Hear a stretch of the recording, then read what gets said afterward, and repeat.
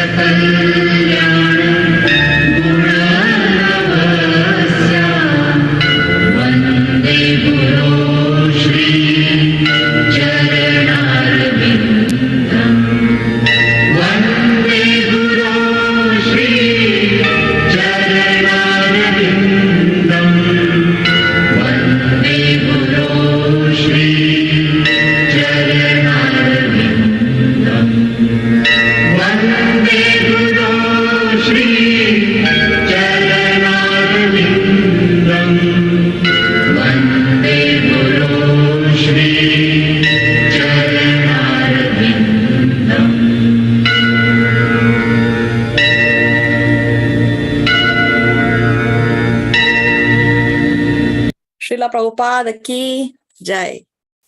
Jai. Om Jnana Timirandasya Jnananjana Shalakaya Chakshurun Militam Yena Tasmai Shri Gurave Namaha. Nama Om Vishnu Padaya Krishna Prestaya Bhutale Srimate Bhaktivedanta Swamin Iti Namine. Namaste Saraswate Deve Gauravani Pracharine Nirvishesha Shunyavadi Paschatya Deshatarine. He Krishna Karuna Sindhu Dina Bandhu Jagatpate Gopesha Gopika Kanta Radha Kanta Namostute Tapta Kanchana Gaurangi Radhe Vrindavaneshwari Vrishabhanu Sute Devi Pranamami Hari Priye Vancha Kalpa Taru Vyascha Kripa Sindhu Vya Evacha Patitanam Pavanebhyo Vaishnavebhyo Namo Namaha.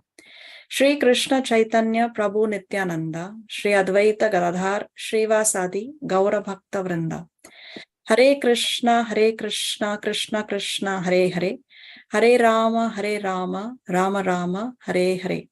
Please repeat after me. Om Namo Bhagavate Vasudevaya. Om Namo Bhagavate Vasudevaya. Om Namo Bhagavate Vasudevaya. Om Namo Bhagavate Vasudevaya. Om Namo Bhagavate Vasudevaya. Om Namo Bhagavate Vasudevaya. Okay, since in the previous class we didn't have time for question and answers, does anybody have a question from the previous class?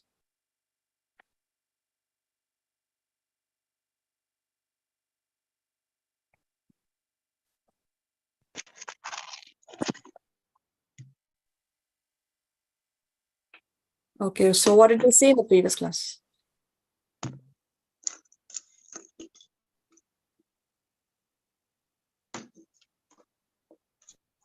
We are on chapter number 2. Okay, so far we have yeah, chapter number 2 we have covered. 2.18. What's that? 2.18. We have covered 30 shlokas of Yeah. chapter 2. So, as we discussed, this chapter is divided into 5 sections. We have covered 2 sections so far. In this chapter, we see Arjuna giving his 5th reason not to fight, and we see Arjuna surrendering to Krishna. And then Krishna begins to counteract the arguments of Arjuna. So we saw Krishna counteracting Arjuna's compassion argument in section 2. And he's defeating Arjuna's compassion argument by saying that your compassion is for the body, whereas compassion should be for the soul. So Krishna distinguishes very clearly the difference between the body and the soul. And within section 2, we saw the subsection of spheres of truth. What is a vision? of those who are educated in scriptural knowledge, how they see things differently. In today's section, we will be seeing Krishna defeating Arjuna's enjoyment argument. One of Arjuna's reason not to fight was, he said, how will I enjoy the kingdom in the absence of those very people who I would like to share the joy with? So Krishna now counteracts that by coming up with arguments based on karma kanda. Now, what do we mean by karma kanda? Please pay attention, important concept. New concept which you have never seen. Karma kanda means to perform material religiosity. Now, what do we mean by material religiosity? When we perform any services to the Lord, but we expect something in return, that is called material religiosity. For example, if I go to a temple and I pray to the Lord saying that I can donate so much to the temple, but I want that my son's seat in the medical college should be sanctioned. So that is called karma kanda. It is called material religiosity. That kind of donation or that kind of activity or any service for that matter is not done because I have love for the Lord. It is done because I want something in return from the Lord. So that is called material religiosity. Pure service, pure devotional service is done only out of love for the Lord. We do not expect anything in return. So karma kanda is on the material platform.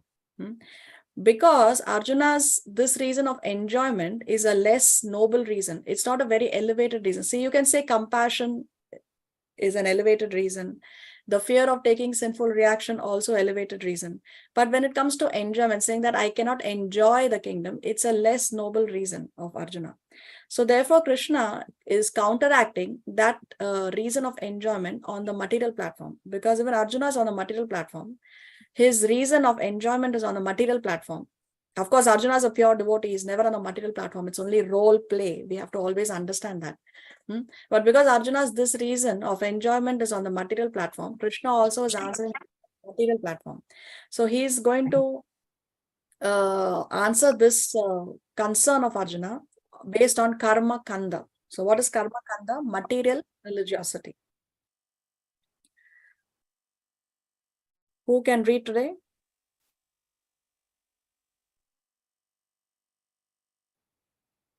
Can I read? Yes, Devina. Thank you.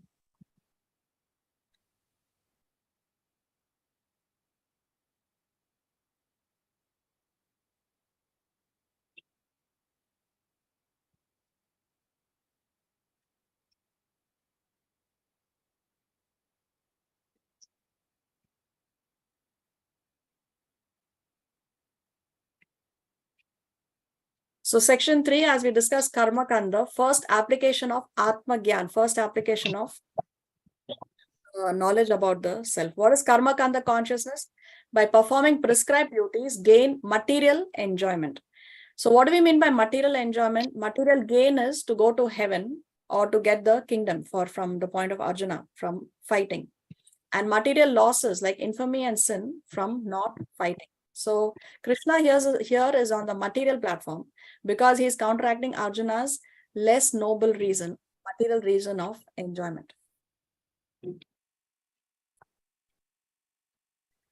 But before we start with the shloka, we need to understand a few concepts. We already explained karma kanda. Another thing we need to understand is varnashram dharma. What is this varnashram dharma? Varnashram dharma is varnashram is a combination of two words, varna plus ashrama. Now there are 4 varnas and there are 4 ashramas. What are the 4 varnas? 4 varnas are brahmanas, kshatriyas, vaishyas, and shudras. This is the original caste system of Vedic society, which was started by Krishna himself. Krishna says this in the 4th chapter. We will see that when we go to chapter 4. And the 4 ashramas are brahmacharya, grihastha, vanaprastha, and sannyas. So the 4 ashramas are division of the society based on one's work. What is the kind of work one does and what is the nature of a person. Brahmanas have a certain nature. They are more tolerant, they are more educated, they are more wise. So Brahmanas have a certain nature. Kshatriyas have a certain nature. They are more in the mode of passion, and they are known for their physical strength and for their courage. Vaishyas are the farmers of the society, or the herders, the merchants, the craft people, or the business class.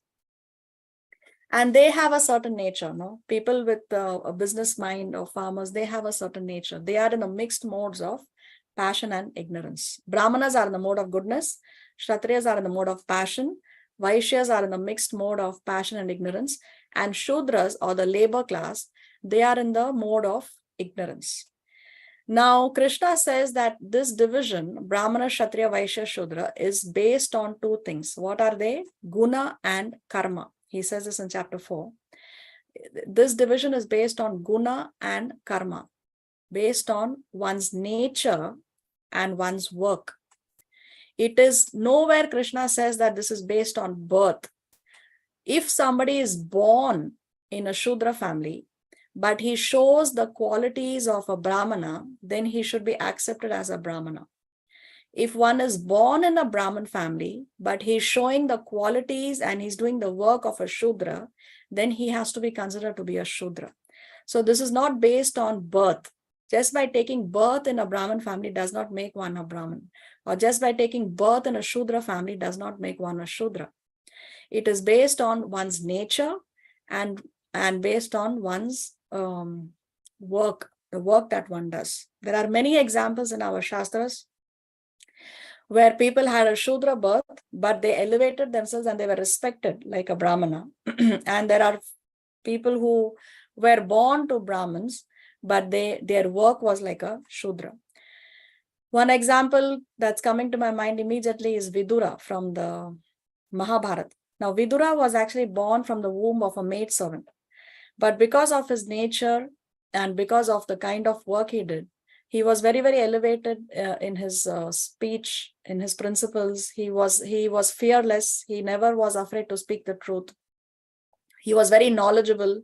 He was very wise. He always gave the right advice. In fact, all his conversations with Dhritarashtra are compiled in a book, and it is called as Vidura Niti. Vidura Niti is a very, very important book on Niti Shastra. What is the right thing to do? What are the right principles especially when it comes to governing a country, or governing a kingdom, or governing anything at all, any kind of administrative duties? People refer to Vidura Niti. So Vidura was one person who was born from the womb of a maidservant, but he elevated himself to the post of a Brahmana. He was highly respected by everyone. Even Yudhishthir and other elevated Kshatriyas also respected Vidura very much. Even Krishna, when he went as a peace messenger to Hastinapur, he was invited by Duryodhan for a royal feast, and he was also invited by Vidura.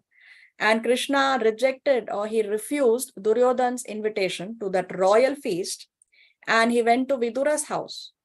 And in Vidura's house, Vidura's wife was so enchanted by Krishna that she was offering him some bananas. She was peeling the banana. She threw the pulp of the fruit, and she was giving him the banana skin to eat.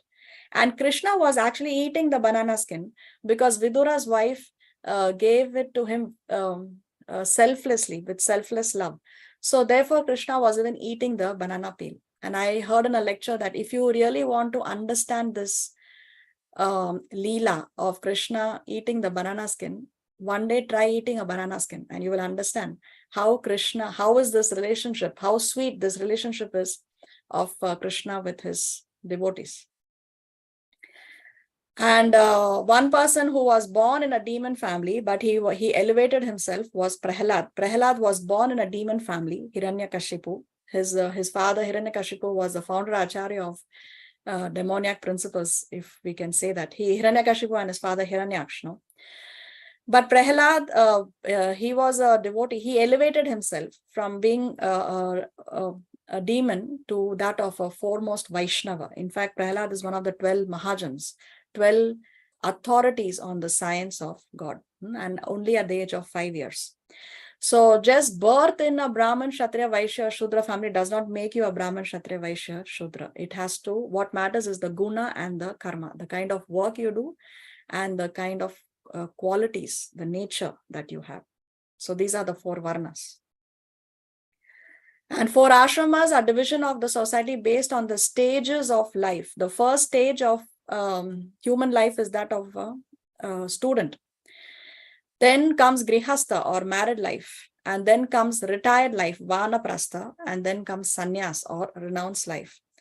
Because the average human life at the beginning of Kali Yuga is 100 years. If you divide these 4, if you divide 100 by 4, then you have 25 years of student life, 25 years of married life, 25 years of retired life, and 25 years of sannyas. So once the ideal, according to this, if you see by the age of 25, one should start his grihastha life. By the age of 50, one should start his retirement. Retirement doesn't mean that I sit in the house and watch TV and read magazines and read the newspaper. No, retired life means I focus more on my spiritual life. See, what is 50 in Hindi? 50. 50. What is 51 in Hindi? 51. 51, isn't it? 51. In that 51 itself, we have the word one.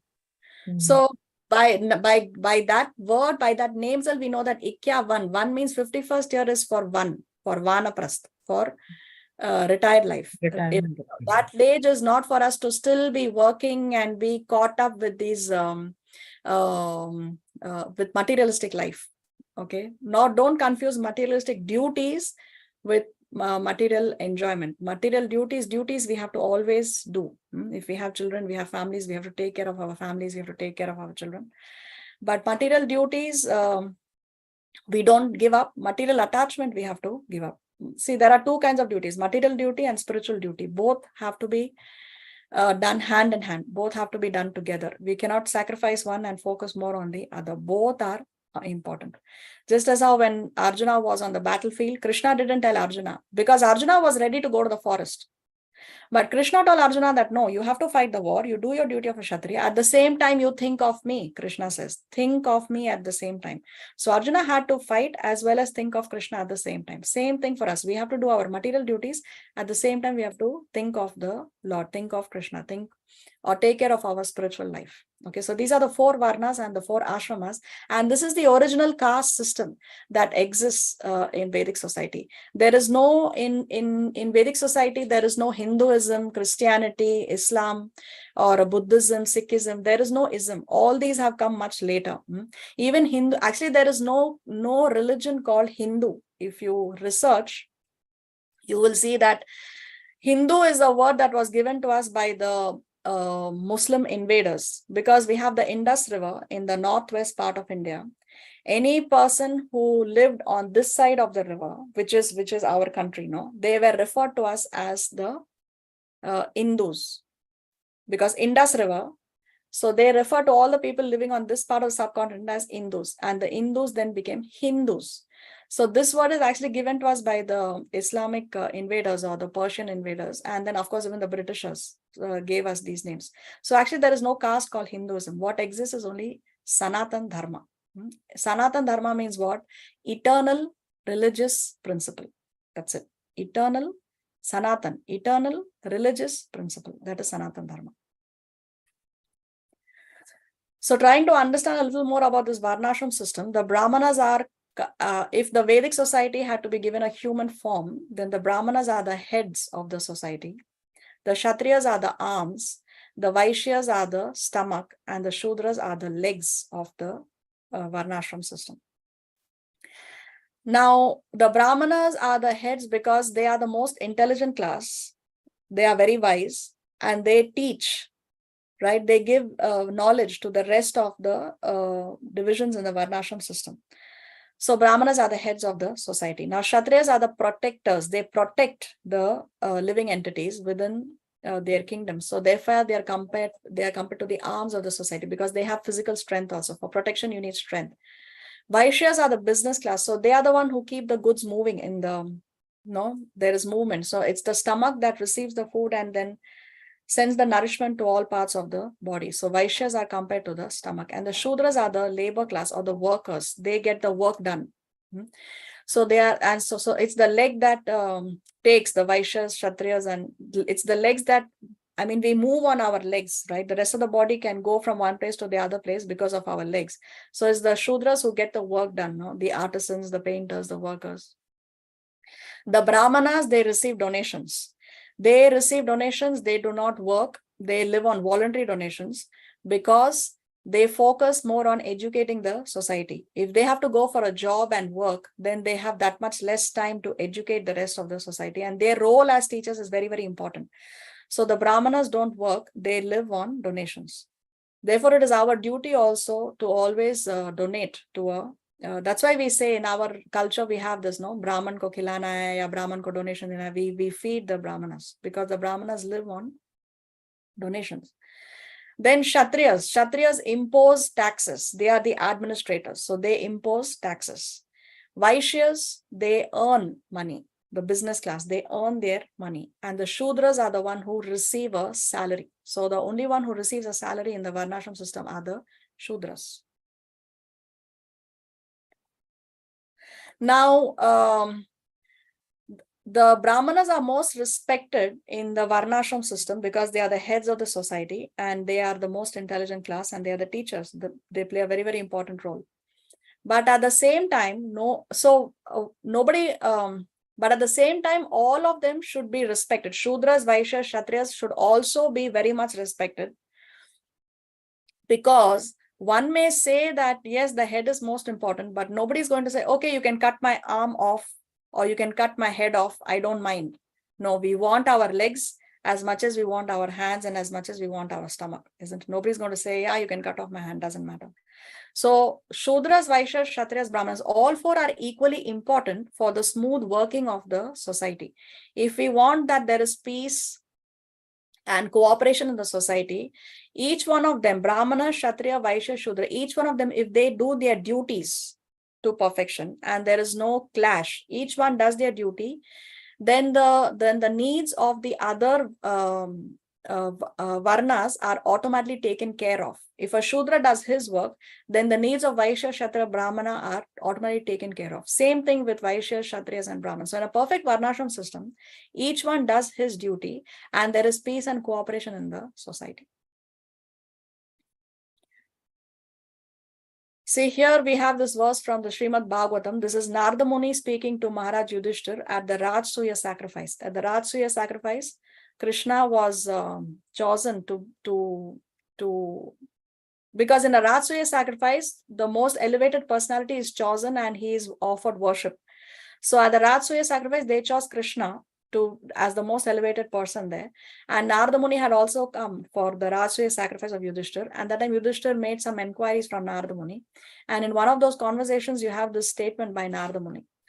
Narada Muni says that if one shows the symptoms of being a Brahmana, Kshatriya, Vaishya, Shudra, as described above, even if he has appeared in a different class, he should be accepted according to those symptoms of classification. So even if one appears or one is born in a different class, but if he is showing the symptoms or the nature or the work of a Brahmana, Kshatriya, Vaishya, Shudra, he should be accepted according to the symptoms of classification. Okay, so it's not birth that makes one a Brahmana, a Kshatriya, a Vaishya, or a Shudra. So this is one misconception that we have in now modern day society. Unfortunately, we see many people who are born in Brahmin families, but they are taking to meat eating, intoxication, illicit sex, and gambling. So we cannot consider them to be as Brahmanas because only they are born in a Brahmin family, but they don't have the work and the quality of a Brahmana. So we cannot consider them to be a Brahmana. On the other hand, if somebody is born in a Shudra family, if somebody is born in a so-called untouchable family also, but if he's showing the qualities and work of a Brahmana, then we can respect him as an elevated Brahmana.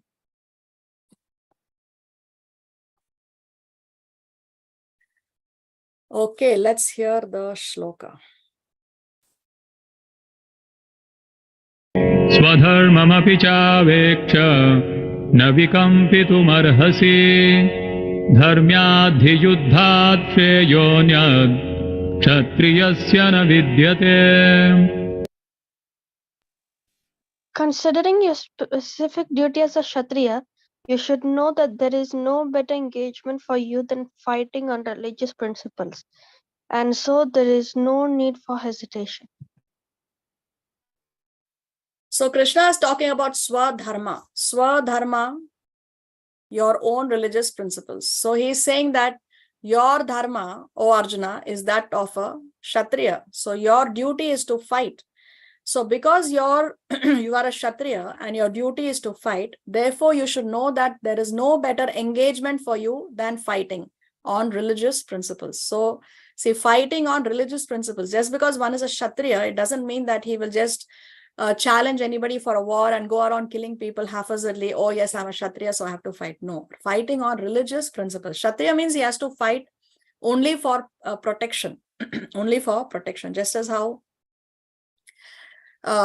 we have the army, the navy, they fight only in times of war. Just because somebody's in the army, navy doesn't give him the right to shoot anyone. Only in a warlike situation, to protect the country, to protect the citizens of the country, they are allowed to fight. So therefore, Krishna is saying that because it's your duty as a Kshatriya, there is no better engagement for you than fighting on religious principles. So as we discussed, there are two duties, material duty and spiritual duty. Swadharma, the word that Krishna uses here, material duty, and there is sadhana bhakti, our spiritual duties. Both have to go hand in hand. We cannot give up our material duty, stop taking care of our children, our families, or whoever is dependent on us, and only concentrate on spiritual duty. No, that's not Krishna's message. We have to do our material duty as well as spiritual duty. What we have to give up is material enjoyment or material attachments. So somebody may say, so then if we love our children, is that a material attachment? It's natural to have some love for our families, our children, our husband or our wives, but that love should not be so much that we completely forget our love for Krishna. That is the key. Our love for Krishna should be at the number one position. So Kshatriya is a combination of two words. Kshatriya means Shat and Trayate. Shat means harm or hurt, and Trayate means to give protection. So Kshatriya's duty is to protect the citizens from all kinds of difficulties. And for that reason, he has to apply violence in suitable cases for law and order. See, so violence is important in suitable cases for law and order. If we have only peace, then there can be no if there is no violence at all, sometimes we cannot establish peace. Now, unfortunately, in our country, we very proudly say that we got our independence on the principles of non-violence. But do we have peace? Even after so many decades of independence, is there peace between India and her neighboring country? Still, there is so much of tension. So there is no peace. Therefore, for establishing peace, sometimes violence is important. Therefore, he has to conquer the soldiers of inimical kings, and thus with religious principles, he should rule over the world. So it's the duty of a Kshatriya to fight in order to protect the citizens from all kinds of difficulties. That is what this word Kshatriya means. Shat plus Trayate, giving protection from harm. Let's go to 32. यदृच्छया चोपपन्नं स्वर्गद्वारमपावृतं सुखिनः क्षत्रियाः पार्थ लभन्ते युद्धमीदृशम्. O Partha, happy are the Kshatriyas to whom such fighting opportunities come unsought, opening for them the doors of the heavenly planet. So Krishna is telling Arjuna that you are actually very fortunate that such a fighting opportunity has come to you unsought. So it was not that Arjuna was looking forward or he was looking for an opportunity to fight. Okay, let's see, we have something in the chat. How monks do their material duties to their patents? I don't understand your question, Mampi. Can you just unmute and speak?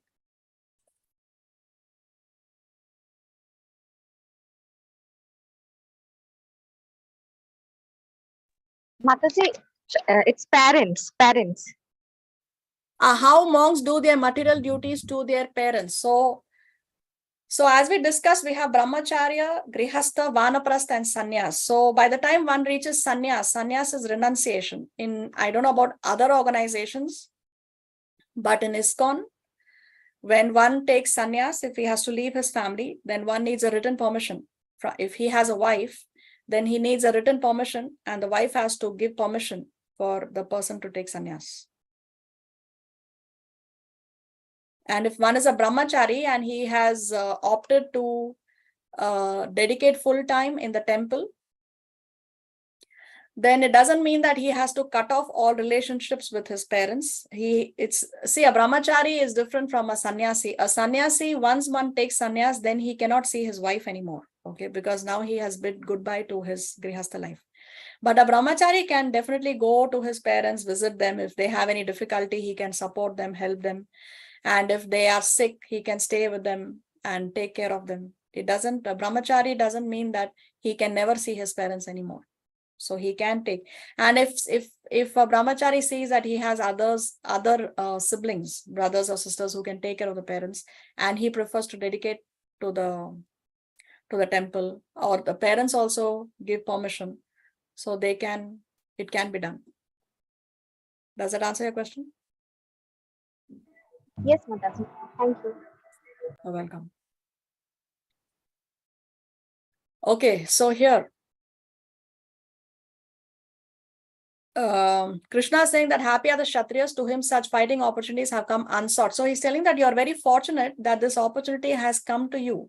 This opportunity to fight this war to establish dharma has come to you unsought. Why? Because this has opened the doors of the heavenly planets. When one does his duty to perfection, then one can go to Swarga, one can go to the heavenly planets. Now remember, here Krishna is not talking at the spiritual platform. Krishna is talking only on the material platform. Now going and enjoying in heaven is not a spiritual destination, because heavenly planets are still in the material world. In the spiritual world, we have Goloka, we have Vaikuntha planets. But Swarga or heaven is still in the material world. So Krishna is not talking about reaching a spiritual destination, because remember, Krishna is talking about Arjuna's enjoyment reason. So because Arjuna is talking about enjoying, Krishna is saying, okay, you can enjoy in heaven, because in heaven there is unlimited facility to enjoy. So Krishna is saying that, yeah, you want to enjoy, you can go and enjoy in heaven, and you should be very happy that this fighting opportunity has come to you without even asking for it.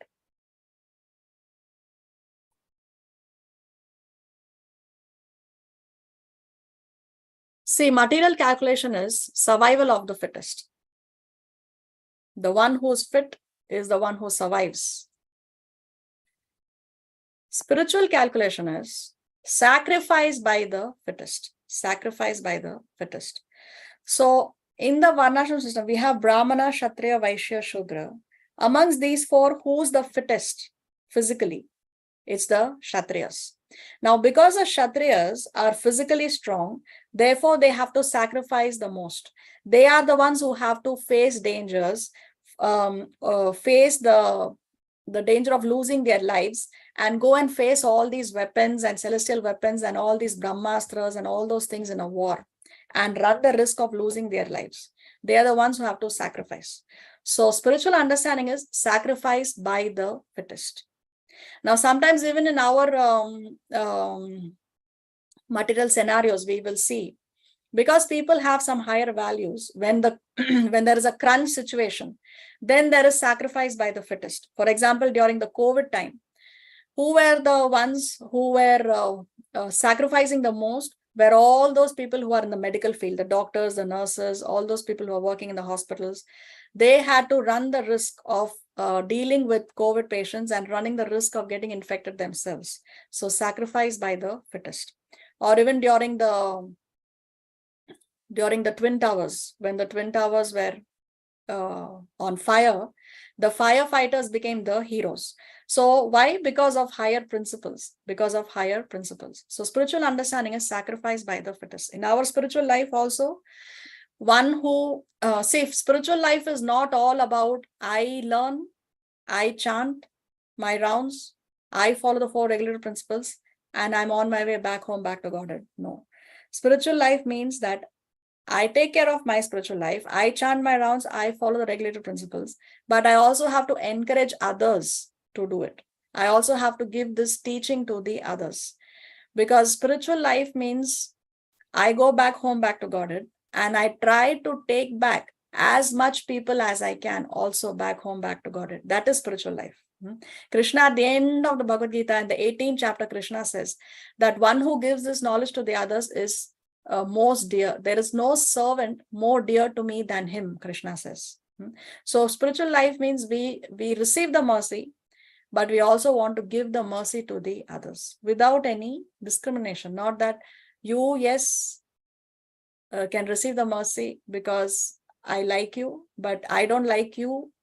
I'm on an ego trip, so I don't want you to receive the mercy. No, that's not spiritual life. Spiritual life means just like how the sun shines equally on a beautiful lake, and also the sun shines equally on a urinal. From the urinal, the sun is also absorbing all the filth, all the urine and all the smell and everything. The sun takes away, isn't it? So the sun is not making a discrimination between a beautiful lake and a urinal. So in the same way, the mercy is there for everyone. The Lord's mercy is there for everyone. And we should try to give the mercy as much as possible to as many people as possible. So let's try to understand, because we said that the heavenly planets are still the material world. This is one universe. There are millions of such universes. Where are these universes coming from?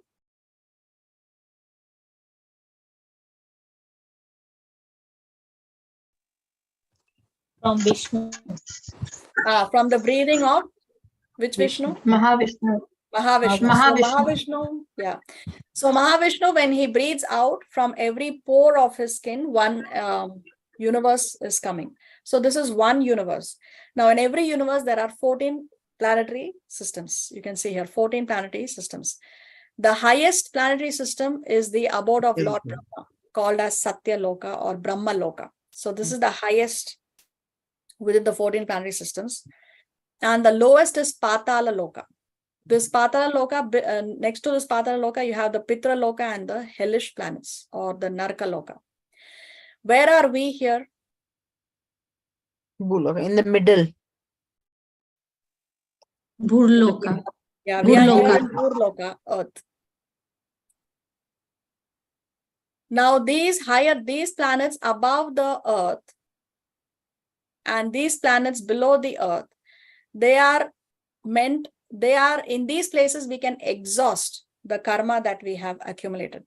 In Swarga, if we have punya karmas, we go to Swarga and we exhaust our punya karmas. If we have bad karmas, then we come to the lower planets and we exhaust our bad karmas, or we pay for our bad karmas.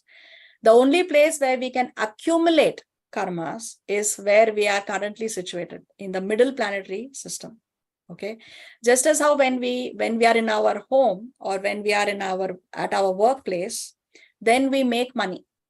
Yes, but when we go on vacation, we are only spending the money. So here in Swarga Loka, it's like, okay, you have worked hard, right? You have accumulated some money. So you go on vacation and you spend the money and you enjoy. So like that, here in Bhurloka, one works hard, one has accumulated punya karmas. So he goes to the higher planetary system, or here Swarga Loka, and he can enjoy. So he exhausted that karma. Here, you cannot accumulate karma. Same thing in the lower planetary system. So the only place where we can accumulate karma is Bhurloka. We cannot accumulate in Swarga Loka or Narka Loka. Therefore, this is called as, Bhurloka is called as Karma Bhumi, where we can accumulate. But higher planetary system and lower planet system are called as Bhoga Bhumi, where we only exhaust our karmas, good or bad. So these are the 14 planetary systems. So here you see Swarga also is still within the material world. Swarga is not the spiritual world. So when somebody passes away, we say so and so Swargvasi ho gaya, Swargvasi. So he has gone to Swarga, but it is not so great. There is something greater than that, which is we would want people to become Vaikunthavasi or Golokvasi, not Swargvasi. But our concept somehow is still stuck only in Swargvasi.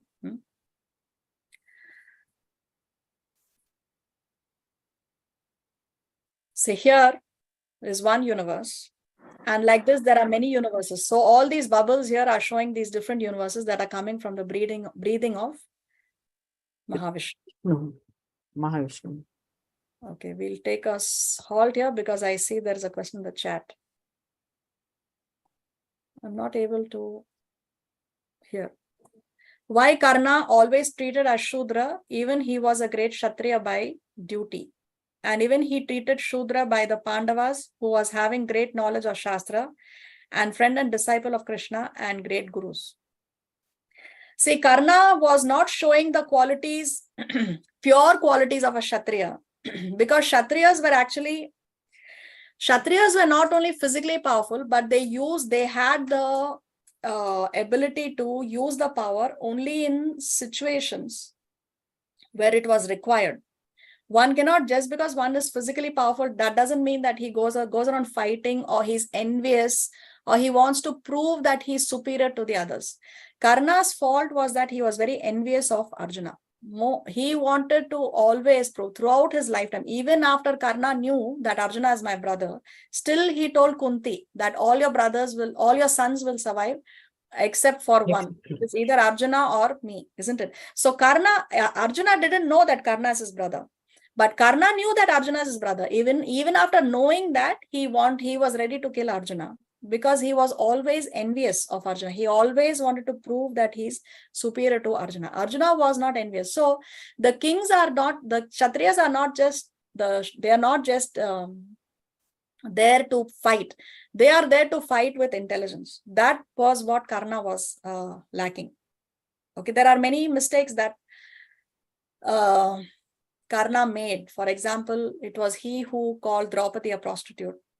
It was he who came up with the idea that she should be disrobed. It occurred to him first during that incident where Draupadi was dragged to the assembly. It was he who came up with the idea first that Draupadi should be disrobed. And Karna's main problem was he was envious of Arjuna. Okay, I hope that answers your question.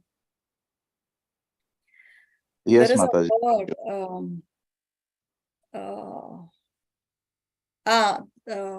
the Rajas or the kings were not just kings. They were actually Raja Rishis.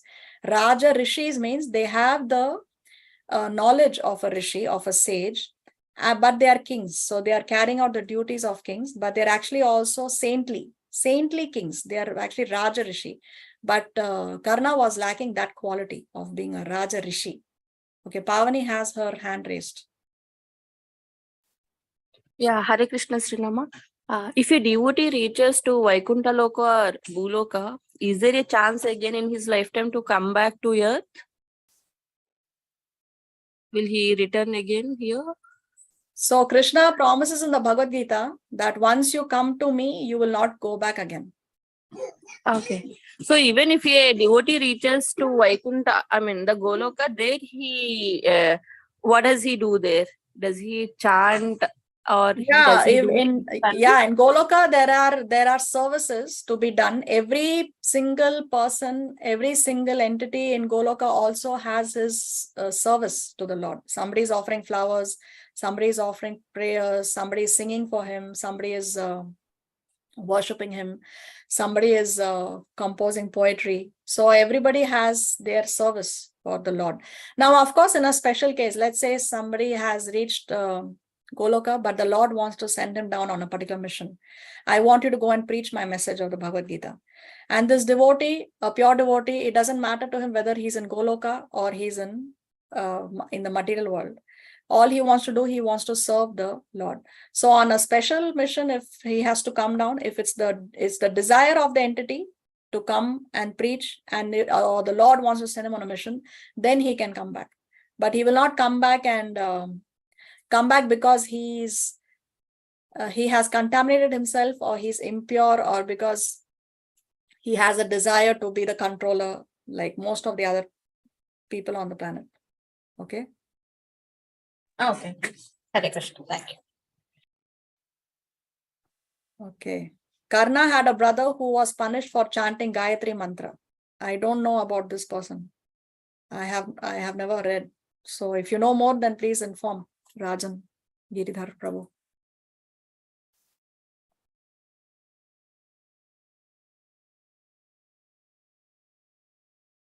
Then we have his question here. Can we get to spend our good karmas as we want, or they are prefixed? No, they are given to you. Like somebody gives you a ticket. Okay, here is your ticket, a paid trip to Europe. So here you have all expenses paid trip there. Okay, so it's something that's given to you. It's not okay. So we don't get to control how much good karma we want to spend, because when we go to Swarga, there is unlimited facility to enjoy. And how much time we can enjoy in Swarga depends on how much good karma we have. So that is something that is proportional. If we have a lot of punya karmas, then we get to stay in Swarga for an extended period of time. If we have less punya karmas, then we stay there for a certain period of time. And once it is burnt up, then we have to come back. What is the definition of demigod? Is this refers to Dev, Devis, like deities? So Deva, so demigods are Devi Devatas. There is a difference between Bhagavan and Devi Devatas. So demigods are Devi Devatas. Devi Devatas are those personalities who do not have all the 6 opulences in full. We described that Bhagavan is that personality who has all 6 opulences in full. We saw the definition of Bhagavan by Parashar Muni. Devi Devatas have some opulences, but they do not have it to the full extent. So they are the administrators of the universe. Just as how there is a president in the country and the president has different ministers. You have the labor minister, you have the finance minister, you have the external affairs minister. Like the Devi Devatas are the administrators of the society. Surya, Chandra, Indra, Vayu, Varuna, all these are the administrators of the universe. They are Devi Devatas or demigods. Yeah, Shivani? Yeah, Hare Krishna Mataji. I'm a little confused. You just said once we go to Golok, we don't come back. No matter if you're contaminated or whatever reason it may be. No. Wait. In Goloka, there is no question of being contaminated. Goloka, we reach Goloka because we are now pure. There is no question of contamination in Goloka. Okay. So before we came here, we were with God, right? We were with Krishna. But because we want to enjoy, separate from him, we were put in this world, in this material world, right? Yes. So we can think that way. That can happen again, right? There's a chance. Yeah. So we gave this example. No, if we tell a child don't touch the fire, and the child touches the fire out of curiosity and burns his hands, then the child, now the second time the child will not go and touch the fire, because now he already burnt his fingers and he has learned his lesson. So the probability is there. I mean, it's technically possible, but it will not happen. It's not probable because we have already learned our lesson. So we will remember that we have learned our lesson? Yes, when we are in, yes. Okay. Yeah, because the soul is Satchit Ananda, not Chit. He's full of knowledge. So we know it. We have learned our lesson. We remember it. And we don't want it to happen again. So we have learned our lesson. Okay. Thank you. Hare Krishna. Hare Krishna. So information about Narayan Kavacha and how to Dharan Narayani Kavacha. So this, I don't have the answer to this question. I cannot answer that question. I don't know. It was not taught to us by Srila Prabhupada, and it's not taught to me by my Guru Maharaj. So I don't know the answer to that question. Okay. I have a question, please. Hare Krishna, sorry. Hare Krishna, yes, Lal.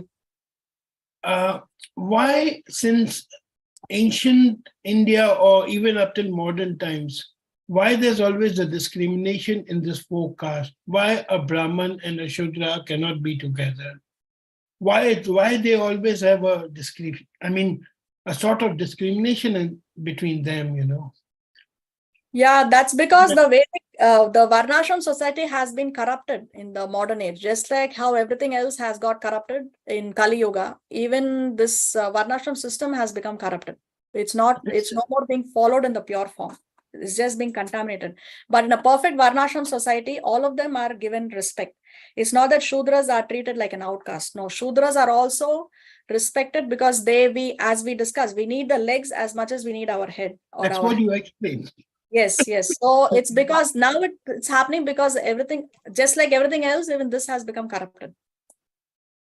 But you mean to say, but this is like it's since now, or it's, but I've been listening since like Vedic India. I mean years and years, centuries and centuries, they've never been like in harmony between themselves, Yeah, so Kali Yuga began 5,000 years ago, and the contamination or the corruption began 5,000 years ago. So before that, as we said, no, Vidura was born from the womb of a maidservant, but he was very highly respected. Yeah, that's what you mentioned. Yeah, exactly. Yes. Yeah. So Mahabharata was just the previous Yuga, no, the Dwapara Yuga was Mahabharata. So Kali Yuga began 5,000 years ago, and that's when this downfall or this corruption or this contamination started to happen. Okay. All right, I got my answer. Thank you, Hare Krishna. Thank you. Thank you. Yeah, Ayush? Yeah, I heard that when you go to like the higher planetary systems, you have like a limited time to go there. But does that apply to the lower planetary systems? Yes, lower planetary systems also, you just as how if somebody is sent to jail, now according to the severity of his crime, if somebody has stolen a bank, then there is a certain period that he will be sent to jail. But if somebody has committed mass murders, then he may have to remain in jail for several more years. So depending on the severity of our sinful actions, that much is the duration of our stay in the hellish planets also. It's proportionate. Okay. Okay, thank you. Okay, Shivani, your hand is raised. No, sorry, I'm going to put it down. Okay. All right. So here we can see the universe. Now here we can see Garbhodakashai Vishnu, because Mahavishnu is breathing and he's creating these universes. They are called as Brahmand because they are egg-shaped. So they are called as Brahmand. Anda means egg. And Mahavishnu expands, and here we have Garbhodakashai Vishnu. So each universe has its own Garbhodakashai Vishnu. There are millions of planets, millions of universes. So there are millions of Garbhodakashai Vishnus. From the navel of Garbhodakashai Vishnu, we have this lotus flower coming up, and it is on top of this lotus flower that we have Lord Brahma sitting here. See, he's on this lotus flower. So we even have the information of what is the diameter of this universe. Our universe, the diameter of our universe is 4 billion miles. 4 billion miles. And each universe has certain coverings. The first covering is earth.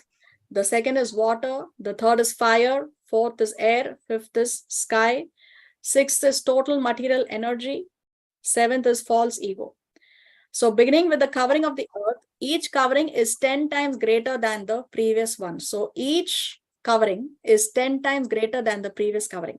And the diameter of the universe is 4 billion miles. Now, this is only about our universe. Okay, so different universes have different sizes.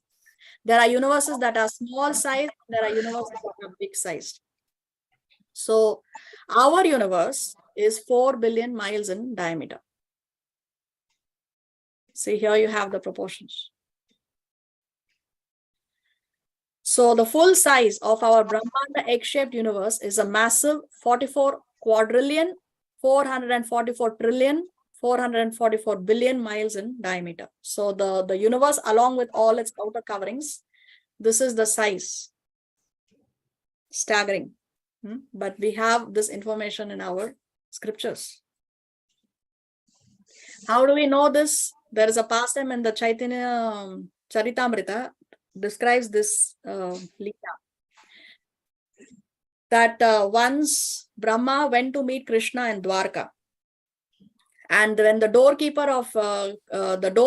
asked Brahma told him that I have come to meet Krishna, please tell him that I'm here. So the doorkeeper tells him, please tell me your name and who are you? And he says, what do you mean, who am I? I am Brahma. So he says, but which Brahma? So he says, what do you mean by which Brahma? I am Brahma. And then Krishna comes out. So, Krishna understands that this statement is made out of ego. What do you mean by which Brahma? I am Brahma. So Krishna then manifests there on the spot different Brahmas from different universes. So this Chaitanya Charitamrita Madhya Lila chapter describes how there were Brahmas with 10 heads, 1,000 heads, 10 million heads, and Brahmas with so many millions and quadrillion heads. Okay, so all these Brahmas from different universes have appeared, and then our Brahma, the Brahma of our universe has 4 heads. So then our Brahma is seeing that there are all these Brahmas from all these different universes with so many millions and billions of heads. So then he realizes that I'm small and insignificant compared to all these others. So you can see our Brahma is here, our 4-headed Brahma. So depending on the size of the universe is the head of our Brahma. Because our universe is small, therefore our Brahma has only 4 heads. Other universes are much bigger, and therefore the Brahmas of those other universes have more number of heads. So universes which have universes which have Brahmas with millions and millions of heads are far bigger and greater than our universe. So the number of heads the Lord Brahma has of that particular universe is proportionate to the size of the universe. See, here you have our universe, then all these bubbles are the other universes, and then we have the Brahma Jyoti. The light that is emanating from Krishna's body is the Brahma Jyoti. And then beyond that, here you have the abode of Lord Shiva, Kailasha. Lord Shiva is between the material and the spiritual worlds. He's in between here. And then beyond Kailasha, here we have the Vaikuntha planets. Here we have the Lord in the 4-handed Vishnu. All the Vishnu tattvas are here, like Narsimha and Vamana, Varaha, Matsya. All these are here in these Vaikuntha planets. And here in the center, we have Goloka. Yeah, Harman, you have raised a hand?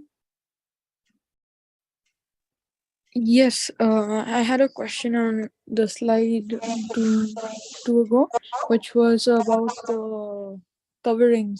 So the earth that we're living in right now is one part of the covering of the whole covering system, because there's earth.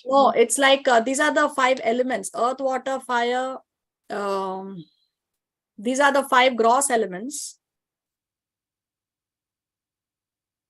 Earth means it's, how can I say? It's not the planet Earth, but it's the covering, the earth covering. Just as how we have air and fire and water and all those things, like that, there is a covering of Earth. Planet Earth is different. Okay. Its covering is different. Okay. I get it now. Thank you so much. Okay, so this we already know. From Krishna comes Balaram. From Balaram comes the first quadruple expansion. Actually, I will show you a better picture. 1 second. Because I cannot zoom in the presentation.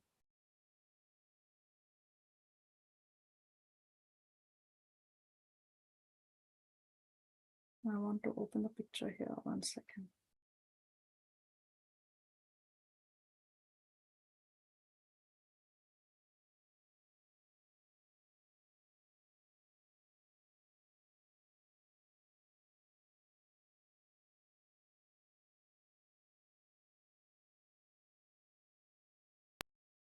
Can you see the picture?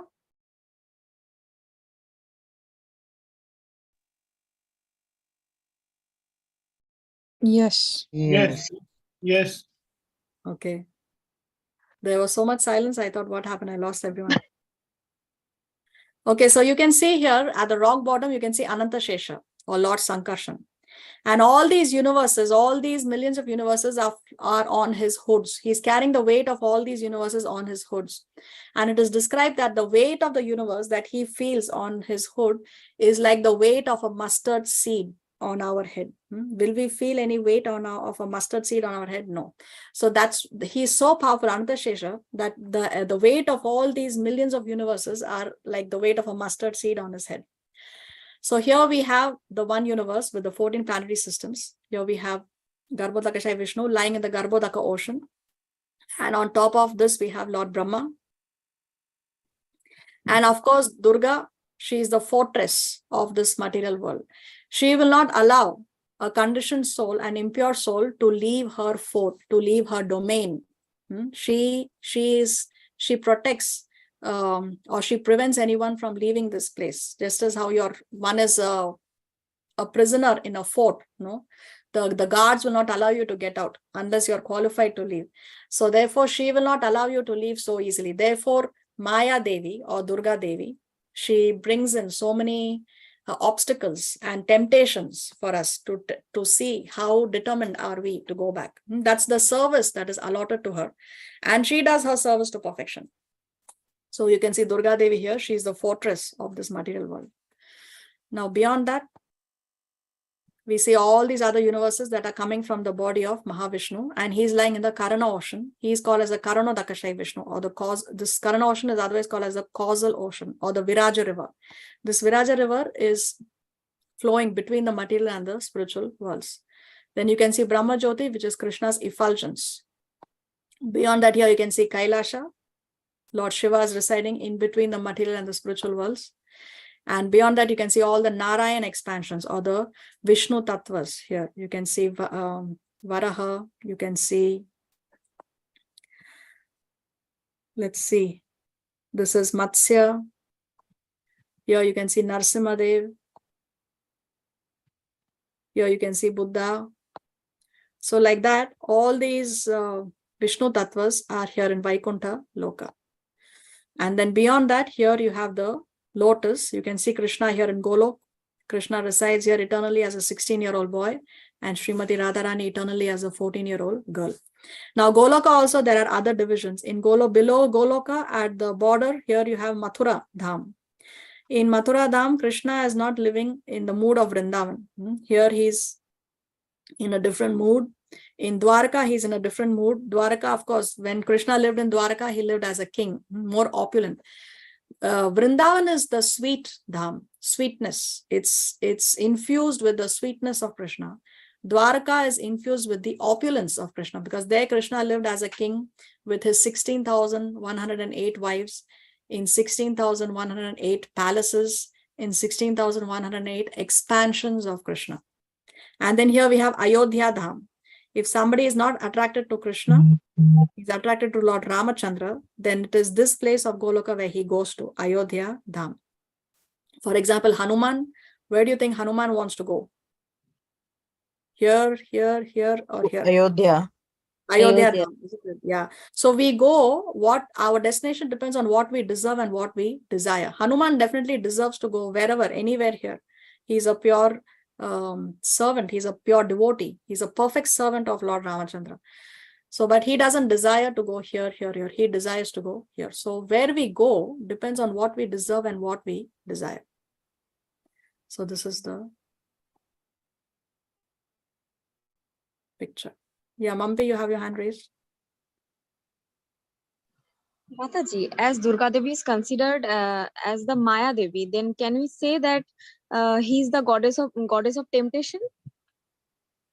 She is the goddess of temptation. I never heard of that term, goddess of temptation. See, there are two Mayas. One is Yoga Maya and one is Mahamaya. Now, Yoga Maya, Mahamaya is an expansion of Yoga Maya. Yoga Maya takes one closer to Krishna. Mahamaya takes one away from Krishna. So Mahamaya tempts us.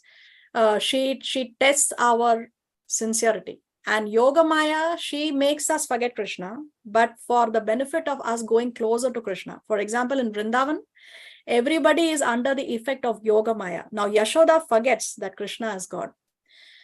The gopis and the gopas, they forget that Krishna is God. So why? Because they are under the influence of Yoga Maya.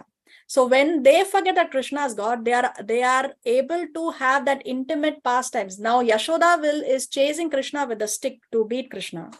But if Yashoda remembers that Krishna is actually the supreme personality of Godhead, she will not be able to enjoy that intimate pastime with Krishna. Because immediately when you know that Krishna is God, immediately you are very respectful, isn't it? So Yogamaya puts people under the influence to take people closer to Krishna. But Mahamaya or Durga Devi, what we saw here, she tests us, so she takes us away from Krishna. So goddess of temptation is a term that I have never heard before. So I don't know if you can use it. But you can say that Durga Devi is Mahamaya, and she comes from Yogamaya, and they both come from Krishna. Okay. And Mataji, Subhadra Devi is considered as Yogamaya, right? Yes, correct. So Okay. that means both of them are testing our. No, Yogamaya is not Yogamaya is not testing us. Yogamaya is doing it under the instruction of Krishna in order to, so that people can forget that Krishna is God.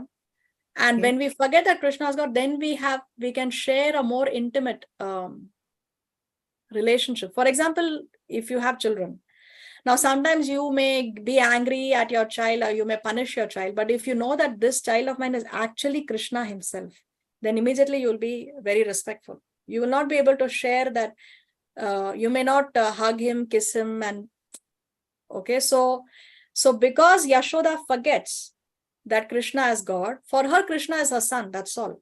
He is her Lala. That's all. And Yashoda doesn't forget this because she is impure or she is a fallen conditioned soul.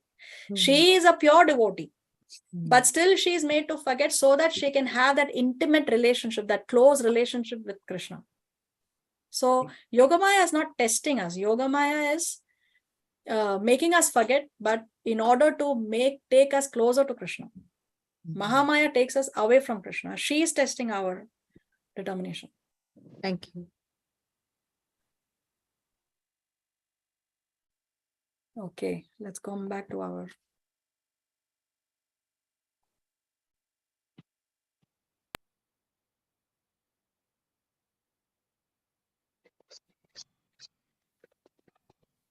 So here you can see who is where. This is Viraja River.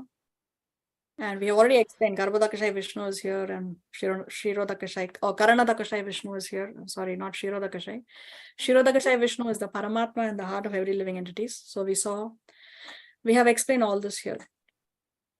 So which is the best place to be in? What do you think?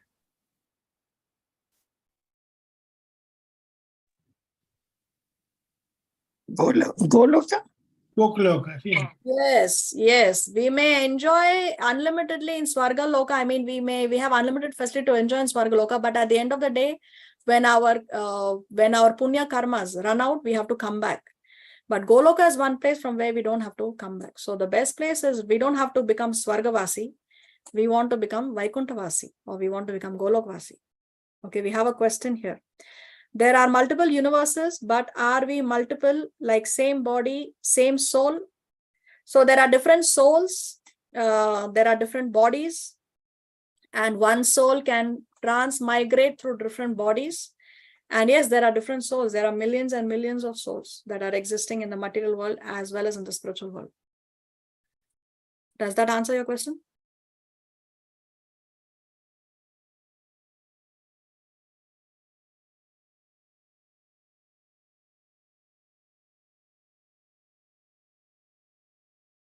Okay, so this quote from the Srimad Bhagavatam, this birth as a human being is the best of all. Even birth among the demigods in the heavenly planets is not as glorious as birth as a human being on this earth. Why? Because on earth we can accumulate karmas. We still have the opportunity to do devotional service and accumulate. That we cannot do in Swargaloka. There we only have to exhaust what we have accumulated. So to get a human birth on earth is a better position than attaining residence in heaven. In the heavenly planets, due to profuse material comforts, there is no possibility of associating with devotees. That's the problem in heaven. There is so much material comfort that there is there is no probability that we will engage in devotional service. Or let's say it is possible, but not plausible. Yeah, Shivani, you have raised your hand. Yeah, so like you just said, that it's not possible to do devotional service in Swargaloka. But Yeah. still, can one, if one does bhakti, can they go from Swargaloka to Goloka? Yes, if is always there, because bhakti is not dependent on time, place, and circumstances. Anyone, anywhere, under any circumstances can do bhakti. So if he does in Swargaloka, he can get an upgrade. But it is not, it is possible, but it is not probable because of the high opulence over there. Okay. So like if one, living in this material world, you see that even though you have money, you're not happy. You have things. Yeah. But Okay, Shivani, your voice is breaking. I cannot hear you.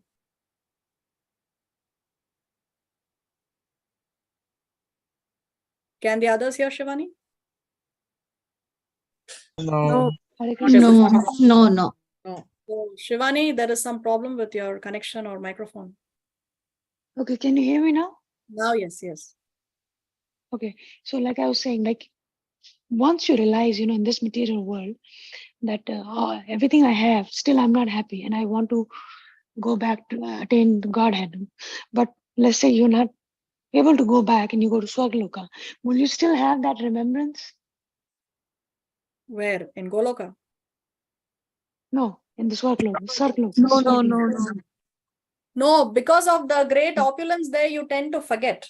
Just as how when we are happy here in the material world, you see when there is a difficulty, then most people will remember God. But when we are happy and very comfortably situated, then people do not remember God. Same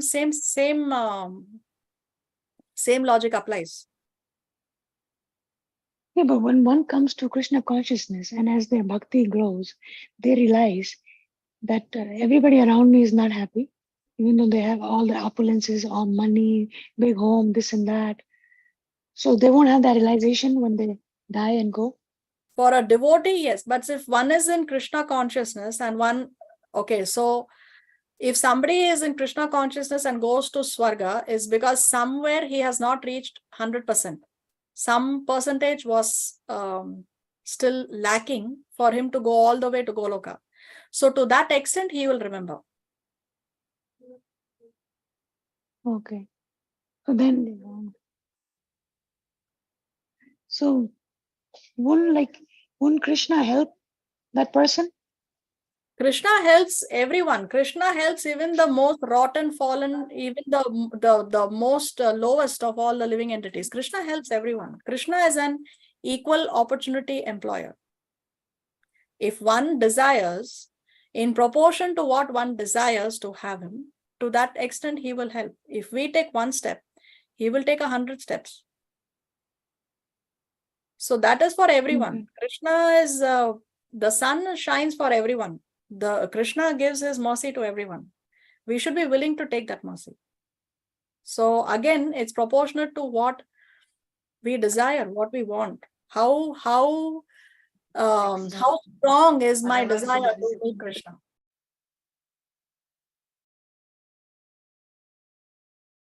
Okay. Okay. I got it. Thank you. Hare Krishna. Hare Krishna. Can I add something to that? Okay, Yes. never mind. Let's let the class go ahead, no? Okay. You- So the world is a station, not a destination. So we have to understand that this place where we are in, Burloka, this is not our final destination. We are only passing through this place. Our destination is actually Goloka or Vaikuntha. So the world is a station. It's not a destination. Let's say we are traveling by train and the train is passing through so many stations. Okay, let's say I'm going from Chennai to Mumbai.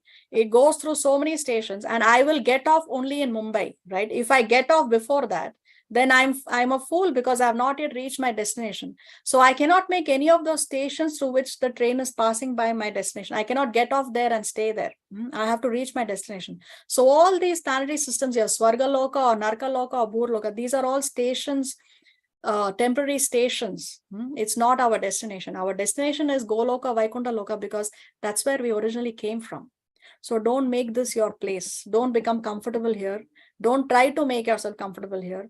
Work towards reaching to your destination. That is intelligence.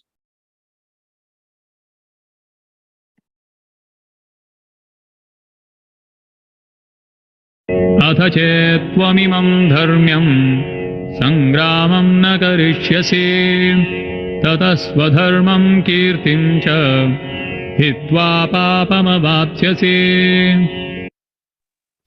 If, however, you do not perform your religious duty of fighting, then you will certainly incur sins for neglecting your duties and thus lose your reputation as a fighter.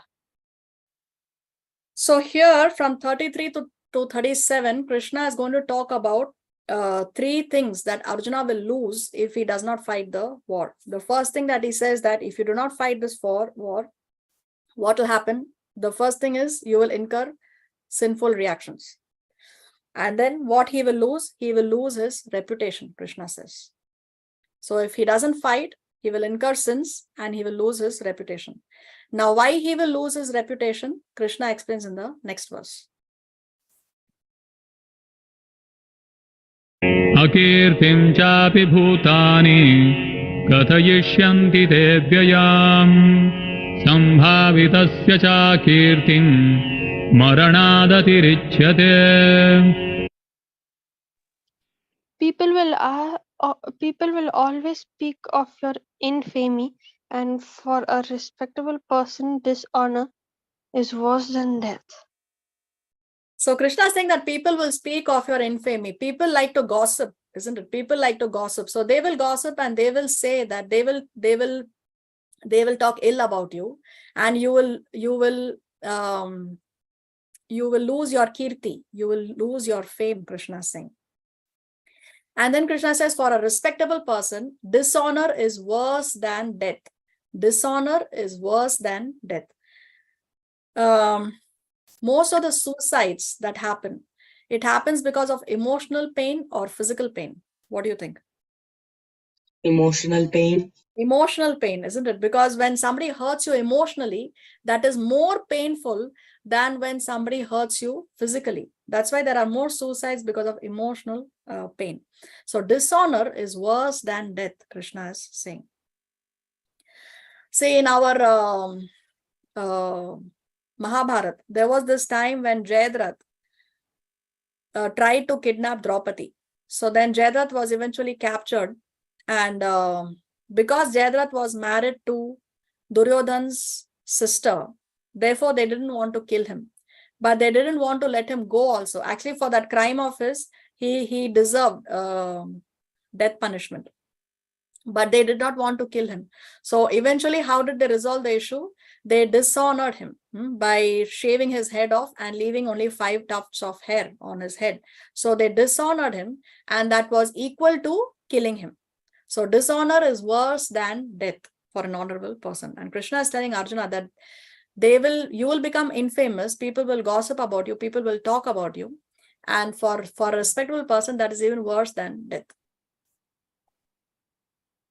Now let's discuss this thing about, because one may think that why is it so important for a devotee, what's honor and dishonor? A devotee should not worry about that, should not care about it.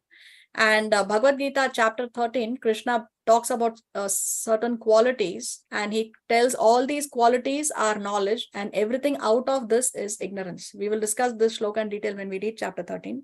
But just see, amongst all these qualities, the first quality that Krishna mentions is humility. Humility, he says, is knowledge. And then also there are some quotes. Now, Srila Prabodhananda Saraswati is an acharya in our disciplic succession. And he says, if the whole world glorifies me, but Krishna does not recognize me, then what is the use of such glorification? If the whole world spits at me, but Krishna, I'm not able to see this, but Krishna recognizes me, then who cares about such spitting? What a nice quote. And then Chaitanya Mahaprabhu also says, the only thing that Chaitanya Mahaprabhu wrote or composed was the Shikshastakam prayers. Chaitanya Mahaprabhu is none other than Krishna himself, who appeared 500 years ago in the mood of Srimati Radharani. And the only thing that he wrote or composed were 8 stanzas. They are called as the Shikshastakam prayers, 8 paragraphs. So in that, he says, Trinadapi Sunichena, Tarar Iva Sahisnuna, Amanina Manadena, Kirtaniya Sadahari. So he says one should chant the holy name of the Lord in a humble state of mind, thinking himself lower than the straw in the street. One should be more tolerant than the tree, devoid of all sense of false prestige, and ready to offer all respects to others. In such a state of mind, one can chant the holy name of the Lord constantly. So if anybody has a problem chanting, then this is the mood in which we should chant. If we chant in this mood, then chanting will become that much more easier for us. So anyway, Chaitanya Mahaprabhu is talking about being lower than the straw in the street, more tolerant than the tree. And Srila Prabodhananda Saraswati talks about what is the need for the world to glorify me, but when Krishna recognizes me. So one may think that then why is Krishna telling Arjuna about protecting your honor? So is there a contradiction? Here we see Krishna commending humility. And in the verse that we just saw, Krishna is commending protecting one's honor. So both are right ways, obviously, because both are spoken by Krishna. So is there a contradiction? What is the opposite of humility? Who can say? Having ego. Having ego. Having False ego. ego, violence. Violence. Disrespect. What's Honor? that? Disrespect. Disrespect? Honor? I didn't get that. Honor. Somebody said honor. Honor? Pride. Yes, pride. Pride. The opposite of humility is pride. Very nice. Opposite of humility is pride. Now, pride and honor are not the same thing. Pride and honor are not the same thing. Now, for my spiritual life, if I want to protect my pride, that's good for my spiritual life or bad for my spiritual life? Bad. Bad. But if I want to protect my honor, Good. good. Why? Because when I protect my honor, I'm protecting my reputation. And to protect my reputation is very, very crucial, because what Krishna says, whatever great personalities do, the whole world follows. Copies. So as a preacher or as a devotee, I want to protect my honor, because if I am accused, let's say that somebody says that I saw this devotee smoking on the road. Now this devotee should come out and protect his honor and say that, no, I was not smoking, or there is a misunderstanding, or whatever it is, right? He has to protect his honor in order to set the example for the others. So protecting one's honor is important for one's spiritual life, but protecting one's pride is bad for our spiritual life. So honor and pride are two different things. It's not the same thing. See, Can you also tell the difference, Mataji, between honor and pride? Yeah, we will see this here in this. It'll be clear here. Wouldn't being dishonored help one to become humble? Not necessarily, because authentic humility grows not by being disrespected externally, but by finding inner fulfillment and thereby becoming detached from external respect. So humility means what? Humility means I am not being happy and excited when I am glorified, because I am satisfied internally. If one is a pure devotee, one is satisfied internally. He has the inner fulfillment, and it's not that he is looking for being fulfilled or being glorified by people externally. Of course, we have to glorify pure devotees for our own purification. We glorify pure devotees so that we can get pure. We can get pure. We don't glorify pure devotees so that the pure devotee can become even more purer, because he's already a pure devotee. Okay, the pure devotee does not get excited when he hears his glorification. That is humility. That is humility. Now, Gita's central message is neither humility nor honor. It is dutifulness. Okay, duty towards the Lord. What is our duty towards the Lord? That is Gita's central message, to do our duty, material duty as well as spiritual duty. Now, both humility and honor are meant to assist in devotional dutifulness. Both humility and honor help us in doing our duties, help us in doing our devotional duties. By cultivating humility, we make decisions based on not what will be praised as good, but what will actually be good as per scripture. So humility means I do that which the Shastra says. I don't do that which will please the people, because my aim is not that the people should praise me. You understand? By cultivating honor, we ensure that we stick to our word and our duty, even when it is difficult. So cultivating honor means, because I have to protect my honor, there may be times when it is difficult for me to stick to my word, stick to my duties, stick to my religious principles. But because I have to protect my honor, I will ensure that I stick to it even when it is difficult, because I want to protect my honor. I don't want to be dishonored. In a cultured society, dutifulness is honored and irresponsibility is dishonored. So if a preacher or a devotee or a Vaishnava is living his life in an honorable way, and he wants to protect his honor, then he will keep away from temptations even during difficult times, because he does not want people to dishonor him. It's important that he protects his honor for the sake of preaching, for the sake of setting an example, because he is representing Srila Prabhupada, because he is representing his spiritual master. Thus, honor inspires us to stick to our duty. When we want to protect our honor, then we want to stick to our duty even during difficult times. Honor shouldn't be confused with pride or arrogance, which is the opposite of humility. The arrogant live for praise. In contrast, the honorable live for duty. For them, the social reality that abandoning duty will attract dishonor is a supplementary spur for living dutifully. Honor and humility can coexist. So honor and humility can exist together, even be synergistic. Synergistic means they go hand in hand, or they help. I mean, when there is honor can lead to humility and humility can lead to honor. That's what this word means. When we resolve to live honorably, the ensuing struggle, I'm not able to see this line, it's blocked here, 1 second. Okay.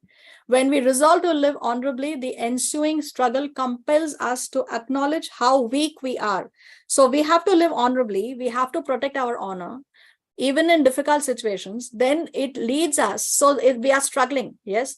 And that struggle makes us realize how weak we are, and how much we need Krishna's mercy. So we learn to depend on Krishna's mercy. We realize that I'm so weak. I'm not able to fight Maya. Constantly there is a war against Maya. I'm not able to fight her. Because we are in Maya's domain. This is her domain, right?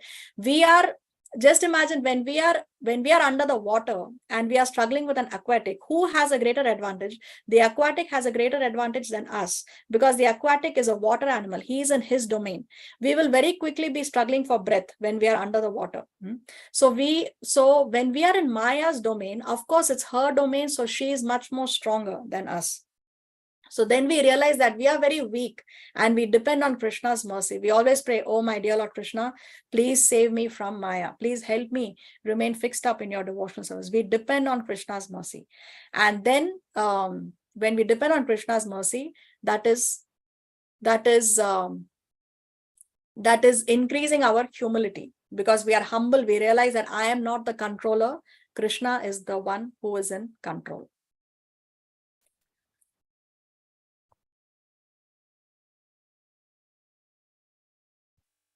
Okay. So honor and humility can coexist. See, live honorably means we struggle. And when we struggle, we realize that we are weak. When we realize we are weak, we depend on Krishna. And depending on Krishna means we are humble. So we realize that we are not in control. So cultivating humility doesn't mean soliciting dishonor. So Krishna is not contradicting himself. We'll have to stop here. We'll continue in the next class if Krishna so sanctions. Srila Prabhupada ki jai. Bhagavad Gita ki jai. Thank you, Mataji. Koti koti dandavat pranam. Hare Krishna. Hare Krishna, Hare Pranam Mataji. Krishna. Krishna Thank Mataji. you. Thank you, Bhagavad Gita Mataji. ki jai. Thank you, Mataji. Hare Thank you, Krishna. Mataji. Hare Krishna.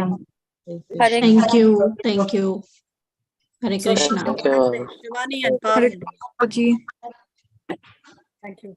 Srinama, I have a question. Yes. Yeah. If we see, not everyone is into spiritual thing, right? Very few we are into spiritual thing. Is that the mercy of Krishna, or is that because of the previous life? I mean, the previous karma. Yeah, so in the previous life, in this life, we carry on from where we left off in the previous life. Mhm. So, yes, it depends on what we did in the previous life. So, if we left the previous life at 1%, we will continue here at 2%. If we left the previous life at 98, now we will continue at 99, right? So, that is one factor, but that doesn't mean that there is no opportunity for me to become a devotee just because I didn't start my devotional life in the previous lifetime. Even if we surrender for one moment before we die, Krishna will take us. So that's no excuse. I'm not taking the devotional service because in the previous lifetime it's a factor that helps us, but it's not the final deciding factor. Still, if we see, if our aim is to help someone, we see that, oh, why somebody else is not taking devotional service, then we can help the person by making him engaging in devotional service unknowingly, which we discussed earlier, no? Agyata Sukriti, it's called Agyata Sukriti. Unknowingly engage a person in devotional service. So that's the power of a pure devotee. A pure devotee is like a touchstone. You know, a touchstone, anything you touch with touchstone will turn into gold. So a pure devotee, anyone who comes in contact with a pure devotee, or anyone who can render some service to a pure devotee, he will be greatly benefited. If a pure devotee desires that this person should go back home, back to Godhead, then Krishna will fulfill the desire of the pure devotee, and he can go back home, back to Godhead, even though he may not deserve it. Okay. But in our lifetime, at some moment, maybe that moment, I don't know when it comes, we move into devotional service, right? That seed will Krishna, he reaps in our mind, or how do we get at that? Because some moves into spiritual life at 20, 30, 50, right? So at what time, how do we know? No, so when it happens, it again depends on so many factors. No, if by chance somebody comes in touch with a pure devotee, then as I said, a pure devotee is a touchstone. So when in 20, 30, 40, 50, it depends on when he comes in touch with Guru, Sadhu, Shastra, when he comes in touch with a devotee. A devotee, when you come in touch with the devotee, is when is the beginning of your good fortune. See, when Srila Prabhupada went to the West, all those people there, they were all, Srila Prabhupada walked into America when America was in the middle of that hippie, what is it called? Hippie movement, if I may use that word, right? Now, what did Prabhupada do? He converted all those hippies into happies, because one Prabhupada, one pure devotee there, he made so many devotees around him. Otherwise, if not for Prabhupada, then where would they have started their devotional service? Okay. Yeah, Shivan? One final question before, please. I just want to. Yes, Lal.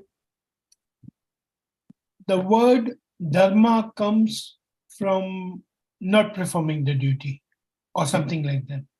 Because you didn't mention anything. I mean, you never mentioned the word dharma. But you mentioned the word duties. Even though if you are you have to perform your duties towards your family, towards everybody. That's what you said. That's exactly the word dharma comes in the Bhagavad Gita. Okay, the word dharma has many meanings. One word can have several meanings. One meaning of the word dharma is duty. One of the several meanings. Okay. But it's not the only meaning. You mean to say dharma, the other other definitions for dharma also. you mean. Yes, yes. See, Sanskrit is the kind of language where a lot can be put in one word. That's why our scriptures are in the Sanskrit language, because a lot of information can be delivered in less words. And the quality of a language is known by how much information is put into in less words. Okay, so when I translate, for example, when I translate a document from English to Spanish, Spanish will require more number of words than English to explain the same text.